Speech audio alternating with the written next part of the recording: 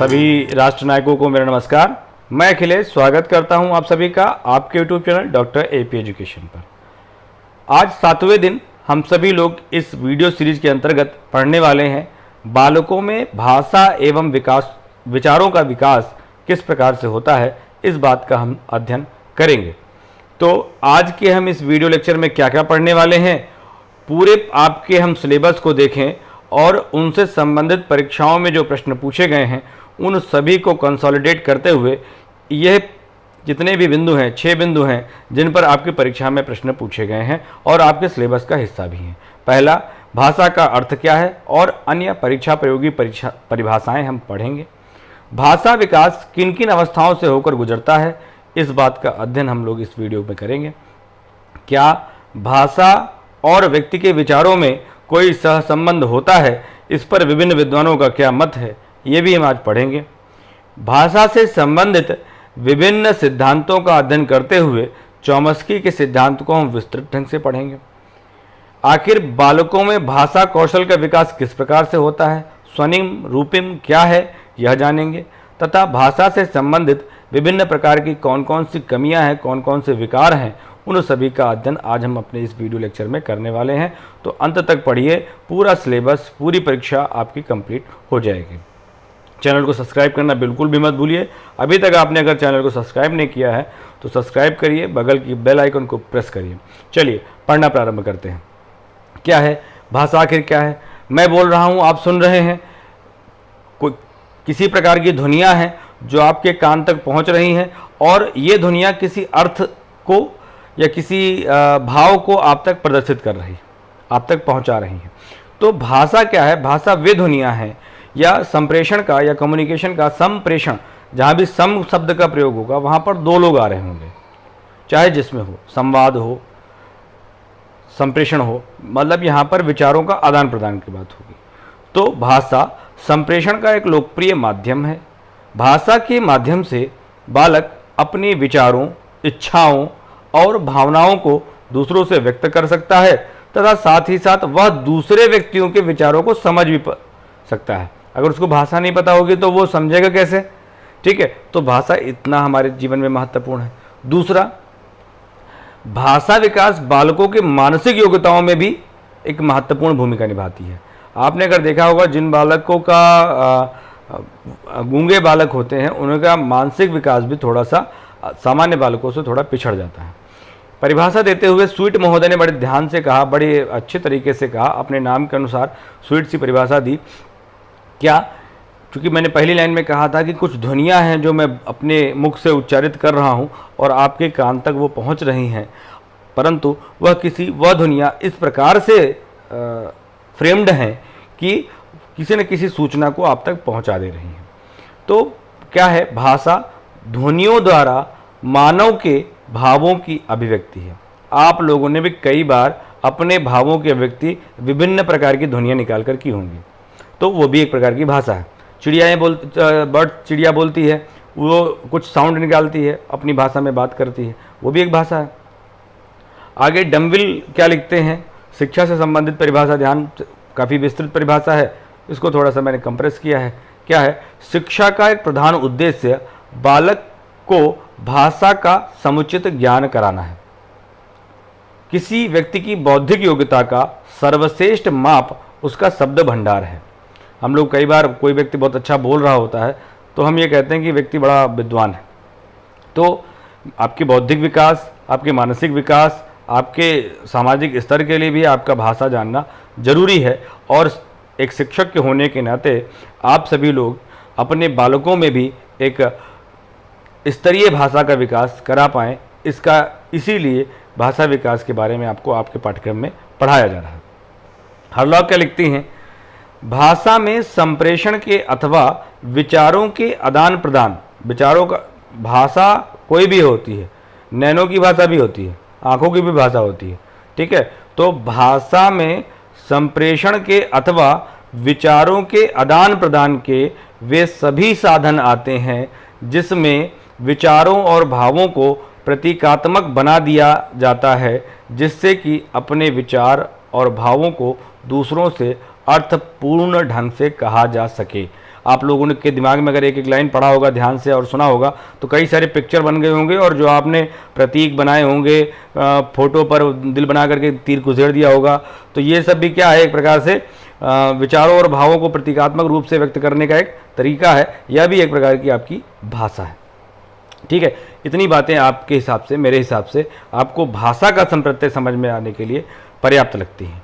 ठीक है, एक और बात अगर और जान लें कि क्या भाषा क्यों महत्वपूर्ण है, तो भाषा विकास का योगदान बालक में किसी भी कॉन्सेप्ट के डेवलपमेंट होने के लिए बहुत महत्वपूर्ण है, किसी तर्क वितर्क के लिए बड़ा महत्वपूर्ण है, किसी चिंतन के लिए बड़ा महत्वपूर्ण है, अधिगम के सभी के विकास के लिए इसका महत्वपूर्ण है। यह मानसिक विकास के सभी पक्षों को प्रभावित करती है। भाषा विकास मानसिक विकास के सभी पक्षों को प्रभावित कर सकती है। आगे बढ़ें तो आप सभी ने जाना कि आखिर क्या है भाषा और इसका हमारे जीवन में क्या महत्व है।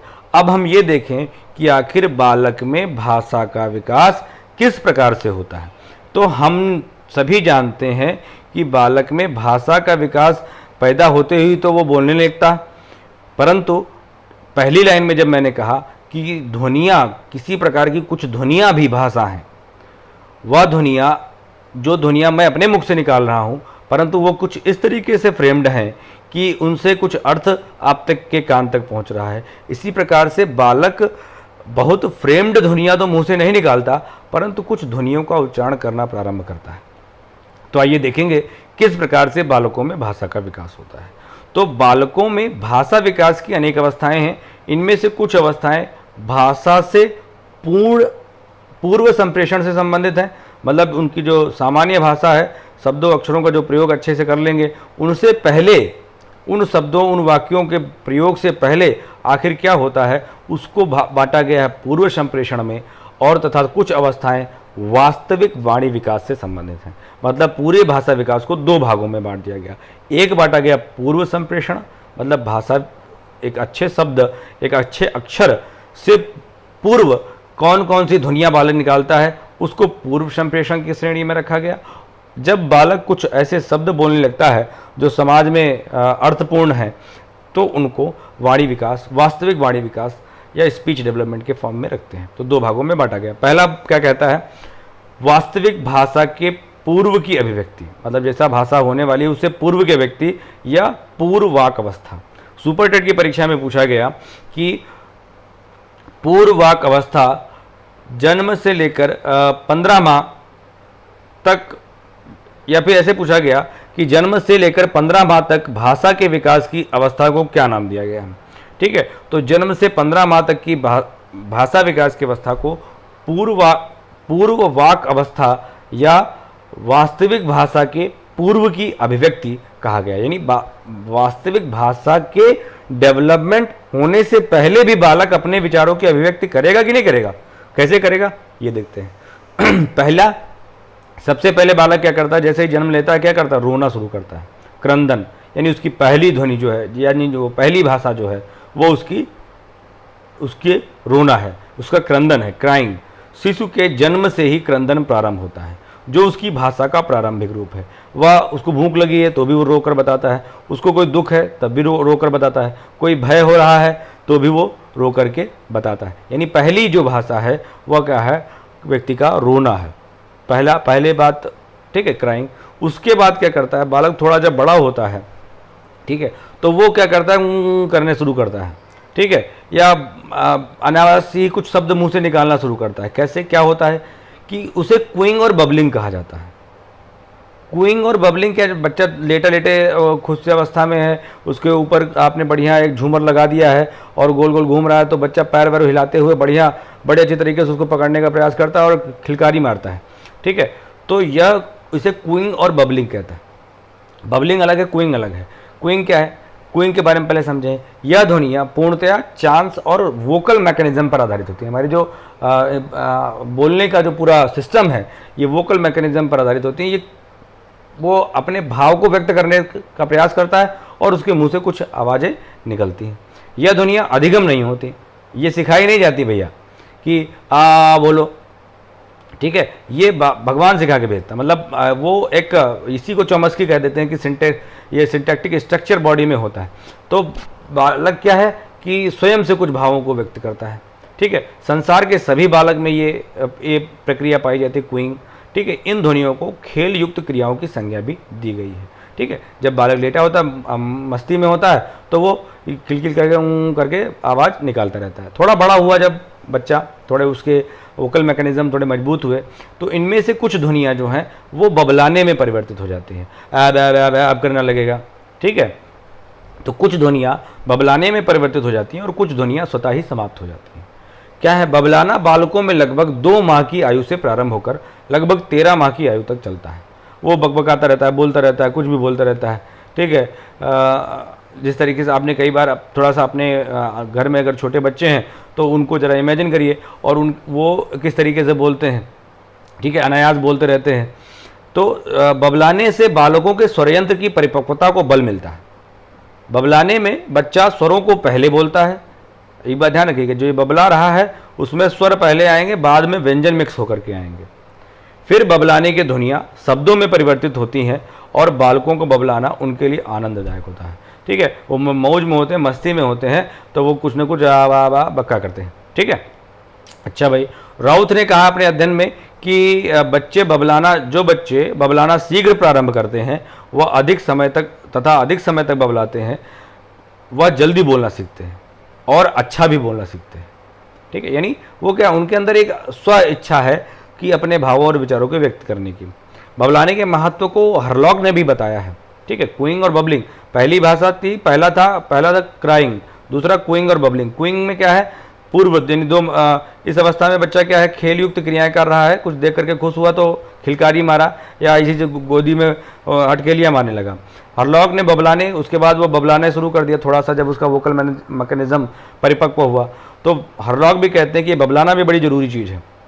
जब दूसरे व्यक्ति बात कर रहे होते हैं, यानी जब बड़े आपस में बात कर रहे होते हैं, तो बच्चे भी उनके बीच में बोलते हैं, छोटे बच्चे अनायास ही।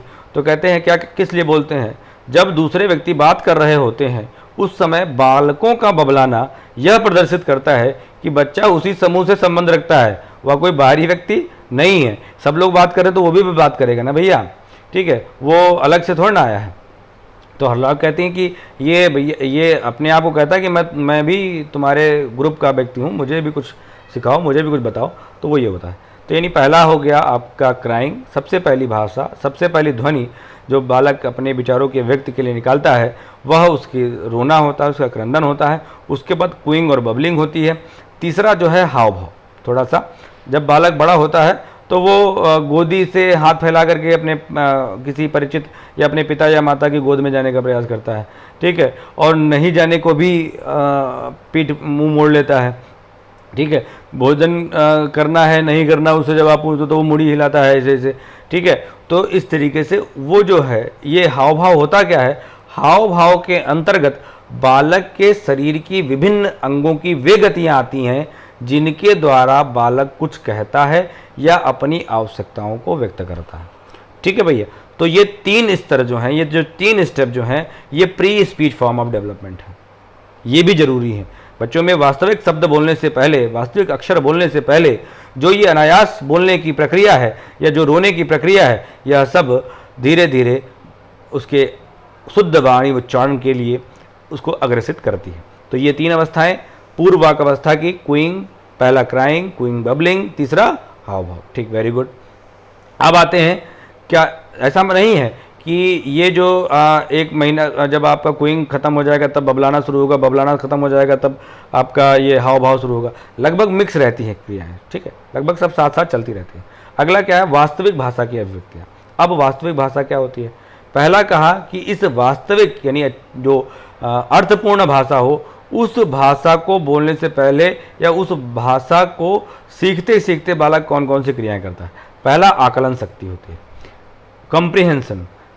आकलन शक्ति, एक ऑब्जर्वेशन को आप ना समझिएगा, कॉम्प्रिहेंशन का मतलब जो बड़े उस अपने बेटे से जो भाषा बोल रहे हैं या जो वो आपस में बात कर रहे हैं या उससे कुछ लाने के लिए कह रहे हैं, तो वह उनको समझने लगे, ध्यान से जब सुने तो समझ सके, है ना। तो इसे कॉम्प्रिहेंशन कहते हैं, लिसनिंग कॉम्प्रिहेंशन, सुनकर समझ पाना।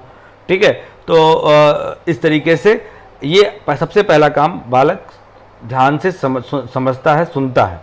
तो आकलन शक्ति बालक की वह योग्यता है जिसमें वह दूसरे व्यक्तियों की क्रियाओं और भाव भंगिमाओं को समझता है। पहले भले वो न जान पाए कि आप जब कहते हैं बच्चों से कि जाओ बेटा टॉवल उठा लाओ, तो टॉवल के बगल कोई और कपड़ा रखा रहता है, वो आपकी उंगली देख करके जाता है, पता चला, फिर आपको तो नहीं नहीं उसके बगल वाला, फिर वो दूसरा कपड़ा छूता, कहता नहीं नहीं बेटा उसके बगल वाला। इस तरीके से आपने किया ना, तो ये जो है वो उसका ऑब्जर्वेशन है, वो कंप्रिहेंशन है, आपकी भाषा को धीरे धीरे समझ रहा है। ठीक है, पहला काम। दूसरा, हरलॉक ने इस पर और मैकथी ने रिसर्च भी किया।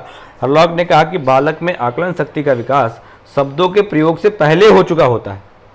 समझ में आई बात? भले वो न बोल पाए लेकिन वो समझ जा रहा है।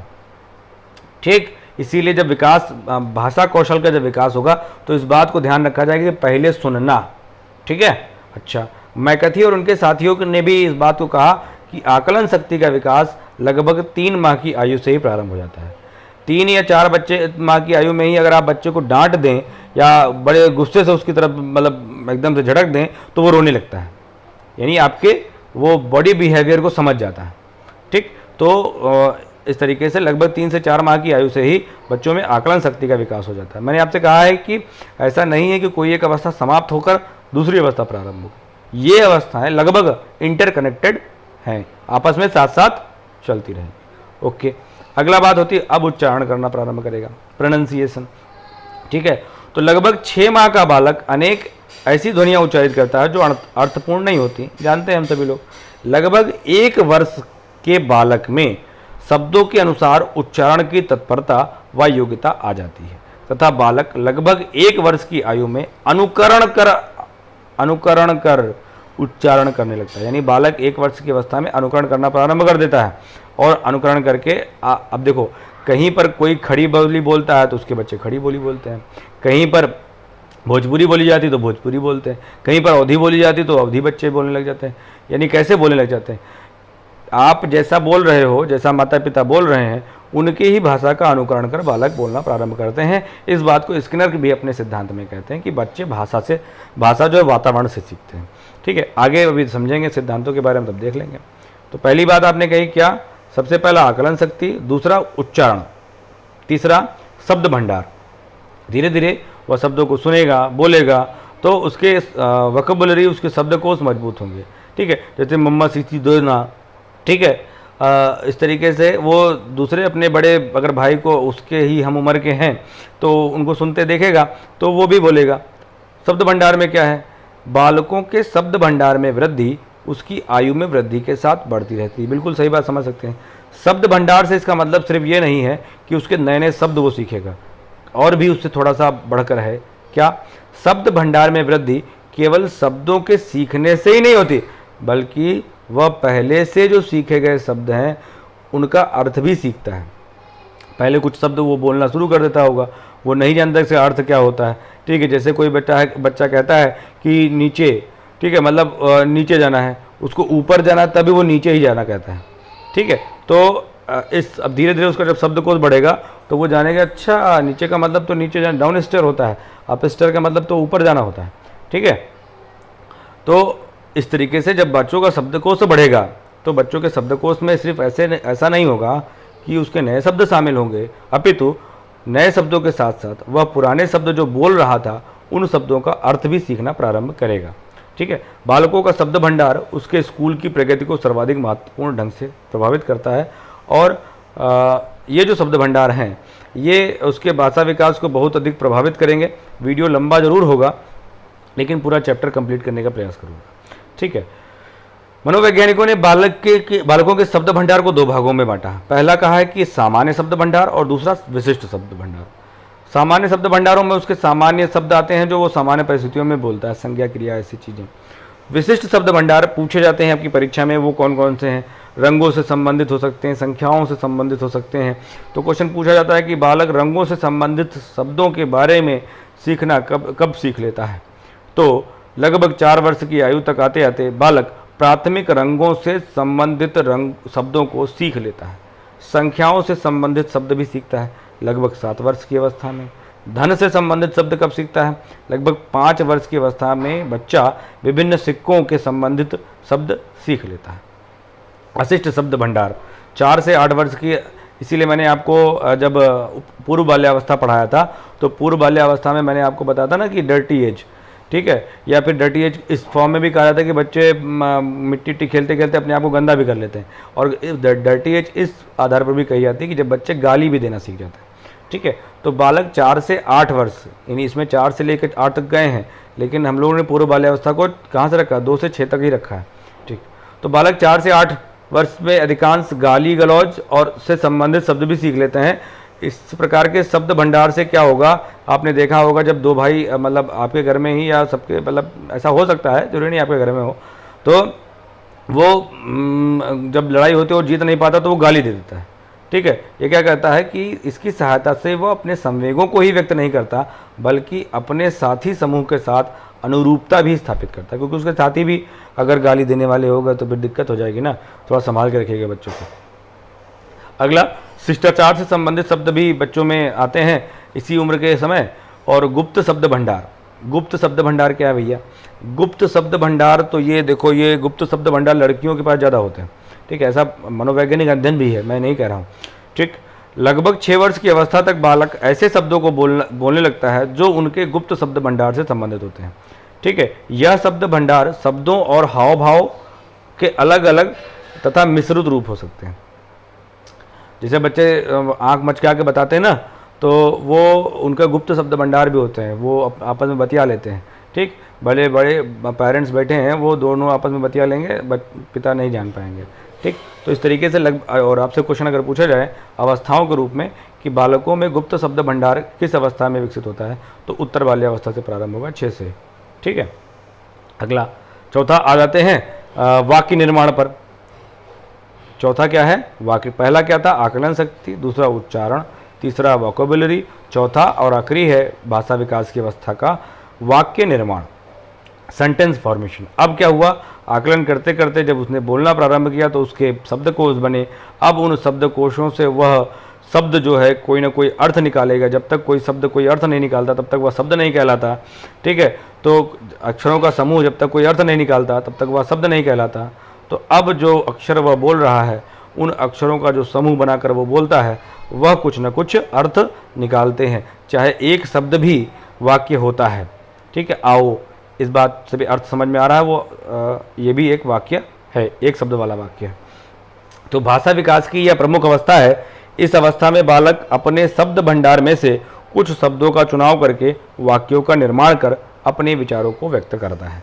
बालक लगभग 1 साल की या 1.5 साल की अवस्था में एक शब्द वाला वाक्य बोलना प्रारंभ करता है, ठीक है। और इन एक शब्द वाले वाक्यों में क्या होगा, उसका संज्ञा और क्रिया से संबंधित शब्द ही होते हैं, ठीक है। यानी 1 साल में बालक कौन सा 1 वर्ड सेंटेंस बोलना शुरू करता है, ठीक है। आगे लगभग 4 वर्ष की अवस्था तक आते आते बालकों के जो वाक्य हैं वो छोटे और अपूर्ण होते हैं। धीरे धीरे उम्र बढ़ने के साथ साथ, यानी लगभग उत्तर बाल्यावस्था तक आते आते बालकों के वाक्य पूर्ण और शुद्ध होने लगते हैं, ठीक है। अभी तक अगर चैनल सब्सक्राइब नहीं है तो जरूर करिएगा। इतना हम सभी ने भाषा का अर्थ, परिभाषा और उसके विकास की अवस्थाएं पढ़ लिया। 2 भागों में बांटा था, एक pre speech form of development, जन्म से लेकर 15 माह तक की अवस्था, सुपर टेट में पूछा भी गया है, पूर्व की परीक्षा का प्रश्न पत्र उठाकर देखिएगा। अगला, वास्तविक वाणी विकास यानी प्रॉपर स्पीच डेवलपमेंट, ठीक। तो ये हमने 2 भागों में बांट दिया। अब आगे बढ़ते हैं।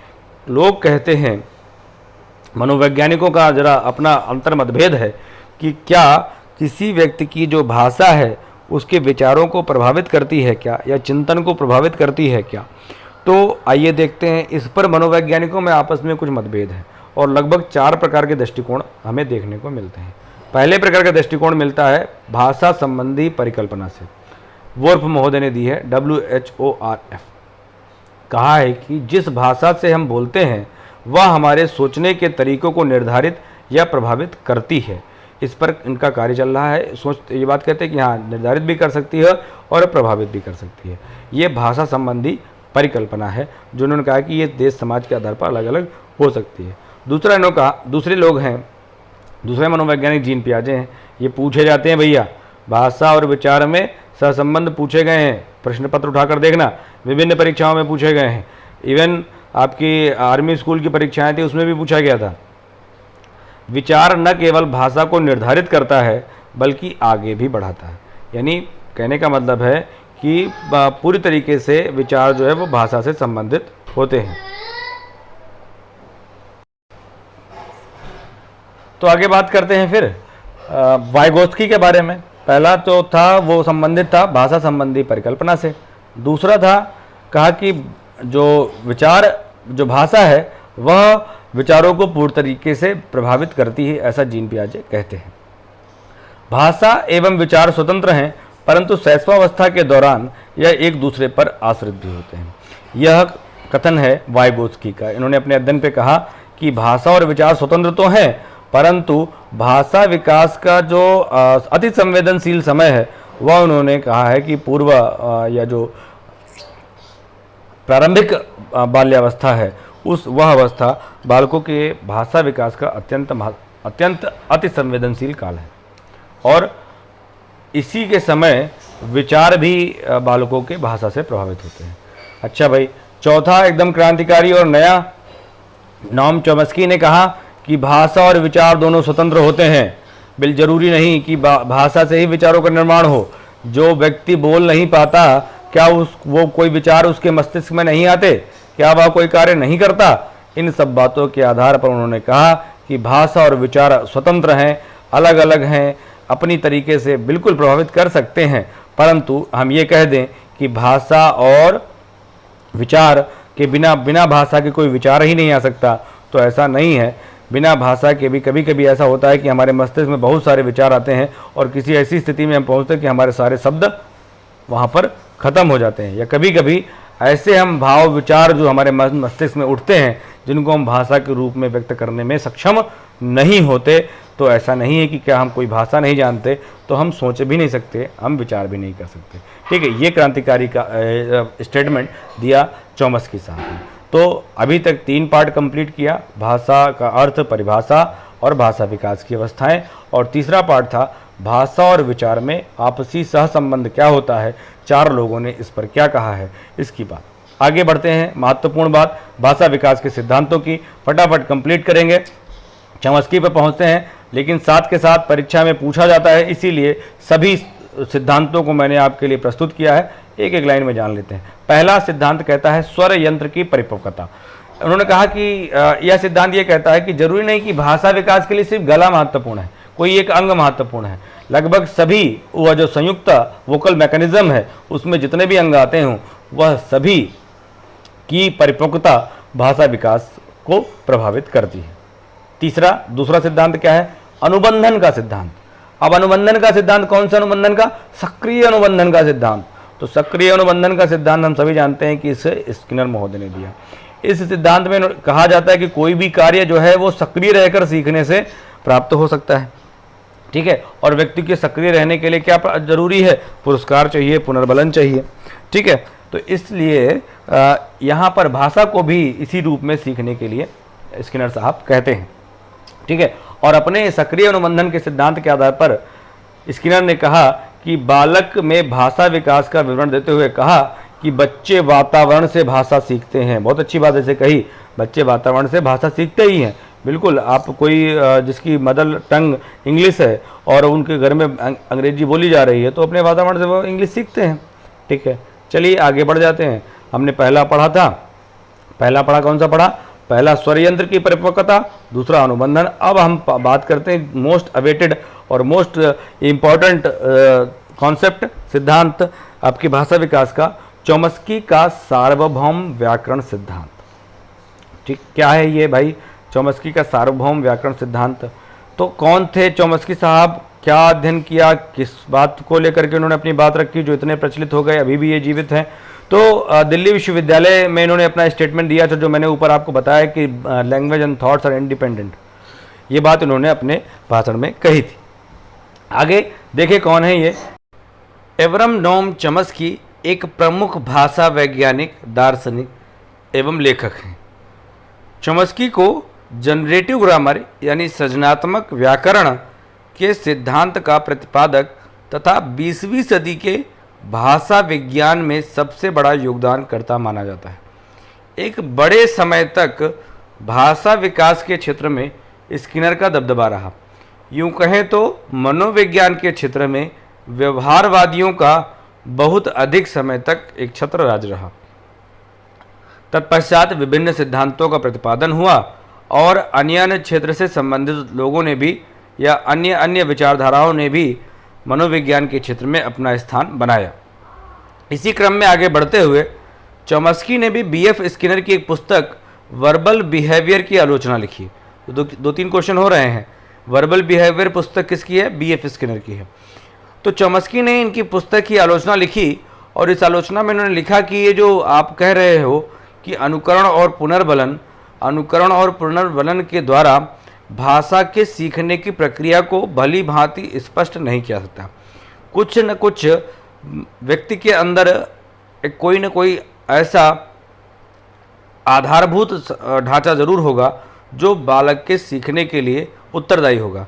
इसी क्रम में आगे बढ़ते हुए उन्होंने कहा और अपनी पुस्तक में इन्होंने ये बात लिखी कि चॉम्स्की भाषा विज्ञान की शुरुआत उनकी पुस्तक सिंटैक्टिक स्ट्रक्चर, सिंटैक्स पढ़ा ना आपने इंग्लिश में, सिंटैक्स माने वाक्य विन्यास, ठीक है। तो सिंटैक्टिक स्ट्रक्चर में उन्होंने अपनी पुस्तक लिखी और उसमें उन्होंने भाषा संबंधी सिद्धांत के बारे में लिखा। क्या लिखा?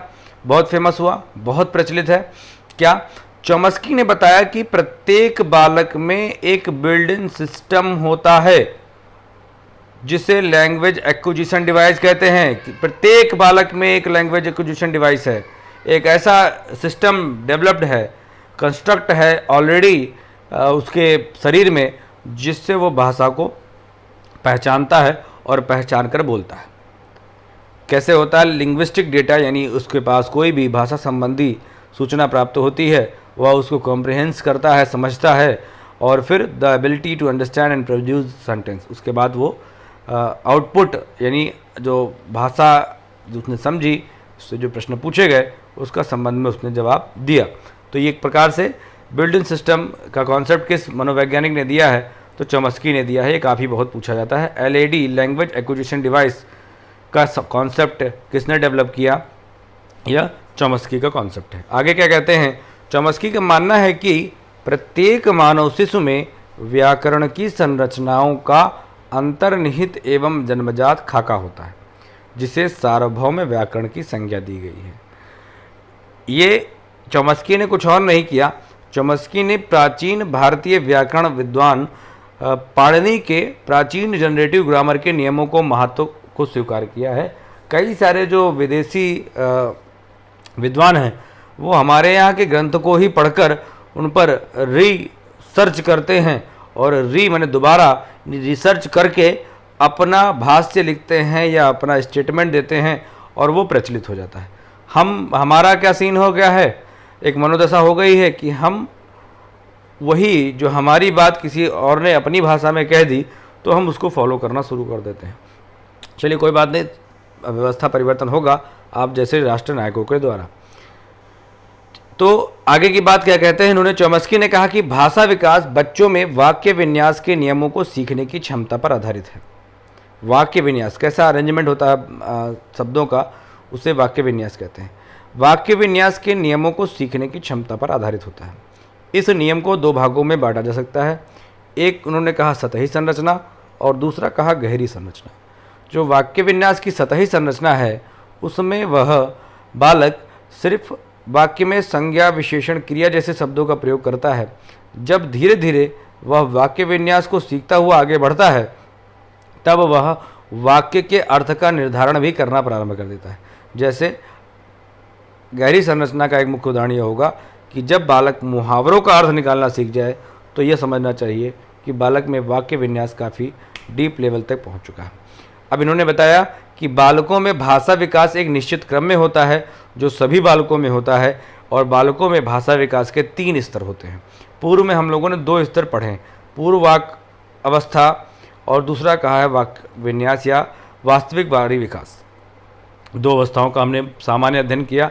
चॉम्स्की कहते हैं कि भाषा विकास के कितने स्तर हैं? 3 स्तर होते हैं। पहला प्री लिंग्विस्टिक स्टेज पूर्व, और दूसरा इन्होंने कहा वन वर्ड स्टेज, तीसरा नाम दिया डेवलपमेंट ऑफ ग्रामर।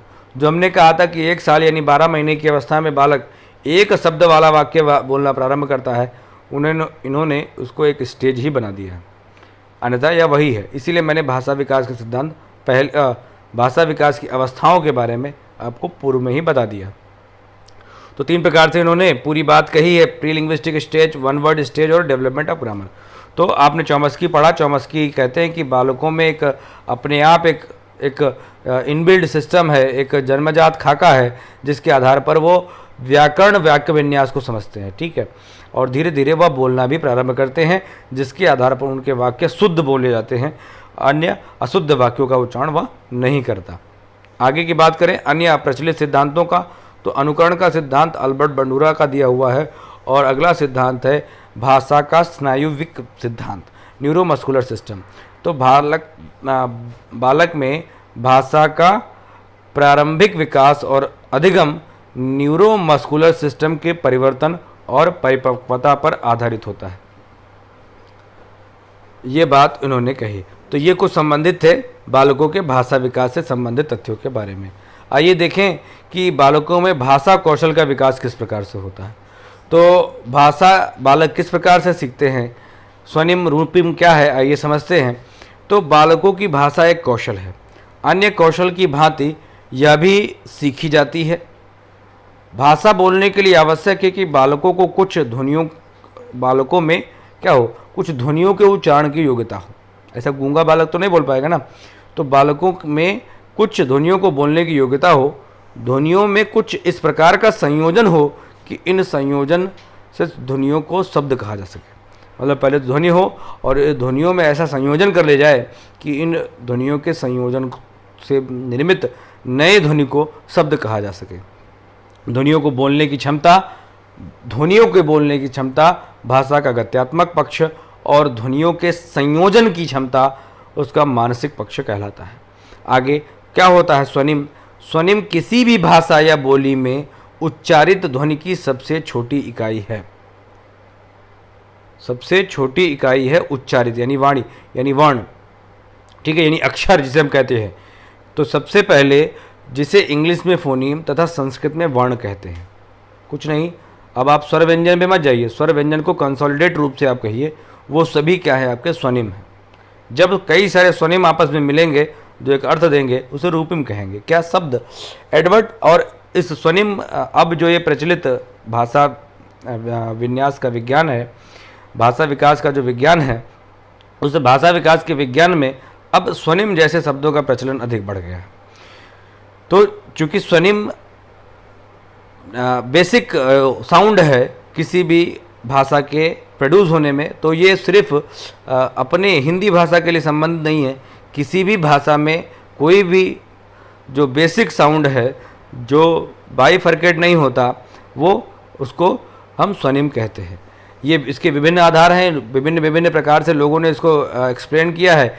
कोई इसको भौतिक इकाई कहता है, कोई अन्य इकाई कहता है। तो एडवर्ड सापीर इसे मनोवैज्ञानिक इकाई मानते हैं और कहते हैं कि इसका संबंध शरीर विज्ञान और भौतिक विज्ञान से। आगे बात करें रूपिम क्या है, यानी स्वर व्यंजन का कोई भी शब्द, छोटा बड़ा छोटी बड़ी, आपके का खा गा जा पा था, जो भी इस तरीके के शब्द उदाहरण के रूप में आपसे पूछ लिए जाएं, तो वो सब किसके उदाहरण होंगे, स्वनिम के उदाहरण होंगे। लेकिन आगे आइए थोड़ा सा और समझिए, रूपिम क्या है। स्वनिमों का ऐसा न्यूनतम अनुक्रम, स्वनिमों का ऐसा न्यूनतम अनुक्रम जो व्याकरण की दृष्टि से सार्थक हो, यानी वर्ण से मिलकर जो एक सबसे छोटा शब्द बन सके, जो सार्थक हो, वह रूपिम कहलाता है। इसे रूपग्राम भी कहते हैं। डॉक्टर भोलानाथ तिवारी के अनुसार अगर हम देखें तो भाषा या वाक्य की सार्थक इकाई रूपग्राम है। भाषा या वाक्य की जो सार्थक इकाई है वह क्या कहलाती है, रूपग्राम या रूपिम कहलाती है।